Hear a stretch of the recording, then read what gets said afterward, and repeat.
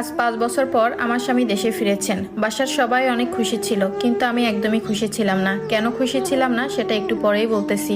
হঠাৎ করে আমার স্বামী আমার দিকে তাকিয়ে বলে, কি ব্যাপার, তোমার কি মন খারাপ নাকি অন্য কিছু হয়েছে, আমাকে বলো। আমি তখন বললাম, আমার কোনো সমস্যা না, তুমি রেস্ট নাও, আমি একটু পরে আসতেছি।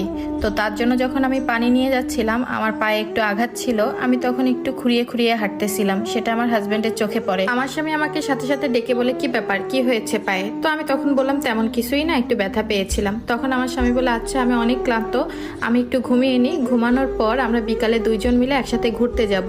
এই বলে আমার হাজবেন্ড ঘুমিয়ে যায়। সে ঠিক 3-4 ঘন্টা পর উঠে আমাকে বলে যে, তুমি সুন্দর একটা নীল শাড়ি পরো, আমার সাথে ঘুরতে বেরো হবা, সাথে সুন্দর সুন্দর গহনাও পরবা। আমি তখন একটু হেসেই উত্তর দিলাম, আমি এসব কোথায় পাবো? আমার তো হাতে গোনা 2-3টা শাড়ি আর 2-3টা জামা আছে, যে জামাগুলো আমি সবসময় বাসায় পরি। আমার স্বামী তখন চেঁচিয়ে বলল, মজা করো না আমার সাথে, যেটা বলেছি সেটা করো। আমিও তাকে জবাব দিলাম, কেন মজা করতে যাব তোমার সাথে? যা সত্যি তাই বলেছি, আমার এর থেকে বেশি আর কিছুই নাই। তখন আমার স্বামী বলে ওঠে, আমি তো তোমাকে 5-6 মাস পর পর তোমার পছন্দের শাড়ি কেনার জন্য মায়ের কাছে টাকা পাঠাই, প্রতি মাসে তোমাকে 2000 টাকা করে দিই এক্সট্রা ভাবে। এছাড়াও এই তো গত 2 মাস আগে তোমার জন্য 1 লক্ষ টাকা পাঠিয়েছিলাম তোমার স্বর্ণের গয়না বানানোর জন্য, এসব কোথায় গেল? আমি একটু বিরক্ত হয়েই বললাম যে, আমার এসব কিছুই নাই, আমি যেতে পারবো না। তখন আমার স্বামী বলে, ফোন দিলে তো ঠিকই বলতা যে তোমার সবকিছুই আছে, এসব এখন কোথায় গেল? এত সময় স্বামীর সাথে একটু গরম গলায় কথা বললেও শেষমেশ আমি কান্নাটা ধরে রাখতে পারিনি। তখন আমি আমার স্বামীকে বললাম, তোমার মা এসব আমাকে কিছুই দেয়নি, পাশের রুমে তোমার মা আছে, চাইলে তুমি তোমার মাকে এনে সামনে জিজ্ঞাসা করতে পারো। এই কথা শোনার পর আমার স্বামী তার মাকে একটা ডাক দিল। মুহূর্তেই আমার শাশুড়ি আমাদের রুমে এসে হাজির হলো।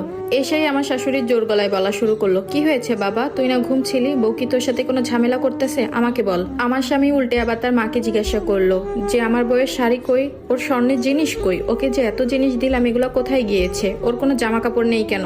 আজকে আমি এতদিন পর বাসায় এসেছি, তারপরও দেখি ওর গায়ে নোংরা একটা কাপড়। মুহূর্তেই আমার শাশুড়ি চুপ হয়ে গেল, তার মুখ থেকে একটা কোনো কথা বের হচ্ছে না। তখন আমার স্বামী বলে, কি হলো মা, উত্তর দাও। তখন আমি এক প্রকার বলেই উঠলাম, তোমার মা আর কি উত্তর দিবে, আমি সব বলতেছি, তুমি একটু শোনো। শোনো, তুমি বিদেশে যাওয়ার পর তোমার মা আর তোমার বোন আমাকে অনেক কষ্ট দিয়েছে, যা বলার মতো না। কাজে যদি কখনো ভুল হতো, কখনো তোমার মা কখনো তোমার বোন সাথে সাথে আমার গায়ে হাত তুলতো। ওই যে তোমার বোনকে দেখতে পাচ্ছ, ও আমার থেকে ছোট, কিন্তু ওর সাহস হয় কিভাবে আমার গায়ে হাত তোলার? আর বাকি রইল গহনা আর জামা কাপড়ের কথা। গত মাসে আমাকে যে টাকাটা পাঠিয়েছিল, ওই টাকাটা দিয়ে তোমার বোন নতুন একটা আইফোন কিনেছে, পালে জিজ্ঞাসা করে দেখো, সে তো সামনেই আছে। আর এই যে প্রতিটা ঈদ আসতো, ঈদের সময় বাসা বাড়িতে যেসব মহিলারা কাপড় নিয়ে আসতো, এই যে 200-400 টাকার দাম, ওইখান থেকেই আমাকে কিনে দিত। এত এত টাকা পেয়ে তারা বলতো, ইস আমার ভাই ইনকাম করতেছে, আমার ছেলে ইনকাম করতেছে, তোকে ঘরে বসে বসে খাওয়াবো আর এত কিছু দিব।